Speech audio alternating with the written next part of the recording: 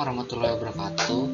Saya Muhammad Farhamilianto dari kelas 5A Keuangan dan Perbankan ingin mempresentasikan tentang bab 2 dari mata kuliah Aspek Hukum dalam Bisnis yang berjudul Perikatan dan Perjanjian. Yang pertama, perikatan. Apa itu perikatan? Perikatan itu sendiri berasal dari bahasa Belanda yaitu verbintenis. Tapi di dalam KUH Perdata tidak memberikan definisi terkait dengan perikatan. Tapi menurut pakar hukum Profesor Subekti, perikatan adalah suatu perhubungan hukum antara dua orang atau dua pihak berdasarkan mana pihak yang satu berhak menuntut sesuatu hal dari pihak yang lain dan pihak yang lain berkewajiban untuk memenuhi tuntutan itu. Sumber-sumber perikatan. Yang pertama, perikatan yang lahir karena undang-undang.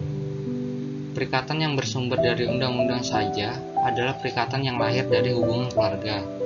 Perikatan yang lahir dari undang-undang karena suatu perbuatan adalah pertama, timbul jika seseorang melakukan suatu perbuatan yang tidak diwajibkan. Kemudian, perikatan yang lahir karena perjanjian atau persetujuan.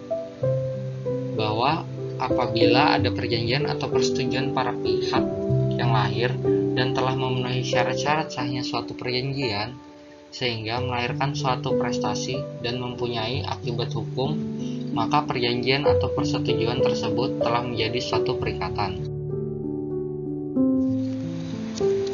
Lanjutan. Wan prestasi. Wan prestasi adalah bentuk pengingkaran terhadap prestasi yang telah disepakati para pihak dalam suatu perjanjian dengan alasan apapun. Overmach atau keadaan memaksa. Menurut R. Setiawan SH, suatu keadaan yang terjadi setelah dibuatnya persetujuan yang menghalangi debitur untuk memenuhi prestasinya, akan tetapi debitur tidak dapat dipersalahkan dan tidak harus menanggung resiko karena ia tidak dapat menduganya pada waktu persetujuan itu dibuat.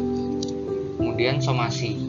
Somasi merupakan sebagai suatu pesan atau peringatan dari kreditur kepada debitur kapan selambat-lambatnya ia harus memenuhi kewajibannya. Apabila sampai waktu yang telah ditetapkan itu ia belum dapat memenuhi prestasinya, barulah ia dapat dinyatakan lalai. Somasi sendiri dapat menimbulkan proses hukum jika itu terjadi pada debitur. Kemudian ganti rugi. Kreditur dapat meminta ganti rugi kepada debitur yang melakukan ingkar janji. Ganti rugi ini dapat berupa ganti rugi atas biaya, ganti rugi atas kerusakan, dan ganti rugi atas bunga. Kemudian resiko. Resiko yaitu kewajiban untuk memikul kerugian tidak disebabkan oleh kesalahan salah satu pihak. Resiko ini terjadi karena adanya keadaan yang memaksa. Resiko pada perjanjian sepihak ditanggung oleh kreditur. Macam-macam perikatan. Macam-macam perikatan sendiri ada 7. Yang pertama, perikatan bersyarat. Kedua, perikatan dengan ketepatan waktu. 3, perikatan alternatif. 4, perikatan tanggung-menanggung. 5, perikatan yang dapat dibagi dan yang tidak dapat dibagi. 6, perikatan dengan ancaman hukum. Dan yang terakhir, perikatan yang lahir dari undang-undang. Selanjutnya kita masuk pada perjanjian. Pertama, pengertian perjanjian. Undang-undang memberikan gambaran suatu persetujuan atau perjanjian dalam pasal 1349 BW atau 1313 KUH Perdata, yaitu suatu perbuatan yang di dalamnya satu orang atau lebih mengikatkan diri terhadap satu orang atau lebih. Kemudian, syarat sahnya perjanjian. Yang pertama, adanya kata sepakat. Kata sepakat di sini berarti bahwa kedua belah pihak telah sama-sama setuju dengan dilakukannya suatu perbuatan hukum. Kemudian, kecakapan untuk melakukan tindakan hukum. Agar dapat dianggap sah, maka suatu perjanjian haruslah dilakukan orang-orang yang cakap untuk melakukan tindakan hukum, yaitu orang yang dewasa dan sehat akalnya. Kemudian syarat hal tertentu dalam hukum perjanjian ialah bahwa objek yang diperhatikan haruslah merupakan sesuatu yang tertentu dan barang tersebut paling tidak harus ditentukan jenisnya. Kemudian sebab atau klausa yang halal. Syarat ini ialah bahwa objek perjanjian harus merupakan suatu hal yang tidak bertentangan dengan undang-undang dan kesusilaan. Dan macam-macam perjanjian. Yang pertama, perjanjian untuk memberikan sesuatu, yaitu perjanjian yang terjadi bila mana salah satu atau kedua belah pihak diwajibkan untuk memberikan sesuatu yang dapat berupa benda atau bukan benda. Kedua, perjanjian untuk berbuat atau mengerjakan sesuatu, yaitu perjanjian yang terjadi bila mana salah satu pihak diwajibkan untuk mengerjakan sesuatu pekerjaan atas permintaan pihak lainnya.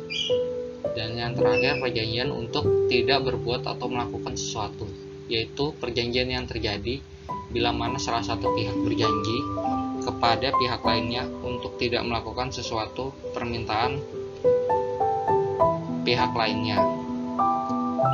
Kemudian unsur-unsur perjanjian ada 3. Yang pertama, esensialia, yaitu bagian yang mutlak harus ada dalam suatu perjanjian. Selanjutnya, naturalia, yaitu bagian-bagian dari perjanjian yang ditentukan oleh undang-undang sebagai peraturan yang bersifat mengatur.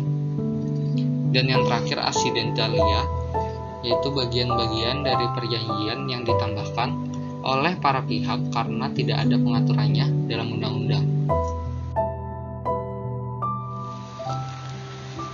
Selanjutnya, akibat-akibat perjanjian.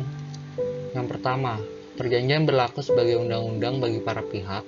Ketentuan ini terdapat dalam pasal 1338 KUH Perdata yang menyebutkan bahwa semua perjanjian yang dibuat dengan sah berlaku sebagai undang-undang bagi mereka yang membuatnya. Kemudian perjanjian tidak dapat ditarik kembali oleh salah satu pihak. Perjanjian yang telah dibuat oleh para pihak tidak dapat ditarik kembali, kecuali kedua belah pihak sepakat untuk menarik atau karena ditentukan demikian oleh undang-undang. Perjanjian berlaku hanya bagi para pihak yang membuatnya. Dan yang ketiga, kreditur bisa mengajukan actio pauliana. Actio pauliana sendiri yaitu pembatalan perbuatan debitur dengan pihak ketiga oleh kreditur yang tidak diwajibkan dan dapat merugikan kreditur. Ketentuan ini terdapat di dalam pasal 1317 KUH. Kemudian, hapusnya perjanjian. Hapusnya perjanjian bisa ditentukan dalam perjanjian, ditentukan oleh undang-undang, ditentukan oleh para pihak dan undang-undang. Pernyataan menghentikan perjanjian ditentukan oleh putusan hakim. Tujuan perjanjian telah tercapai dan dengan persetujuan para pihak. Perjanjian-perjanjian khusus. Perjanjian khusus adalah perjanjian yang mempunyai syarat-syarat tertentu sebagai ciri khas dan memiliki pengaturan secara khusus, dari mana syarat-syarat khusus tersebut tidak terdapat dalam perjanjian lain pada umumnya. Perjanjian-perjanjian khusus diatur dalam KUH Perdata dan di luar KUH Perdata yang terdiri dari perjanjian jual-beli, sewa-menyewa, sewa-beli, pinjam-meminjam, pemberian kuasa, penanggungan utang, dan perjanjian kerja. Sekian dari presentasi saya, kurang lebihnya mohon maaf. Wassalamualaikum warahmatullahi wabarakatuh.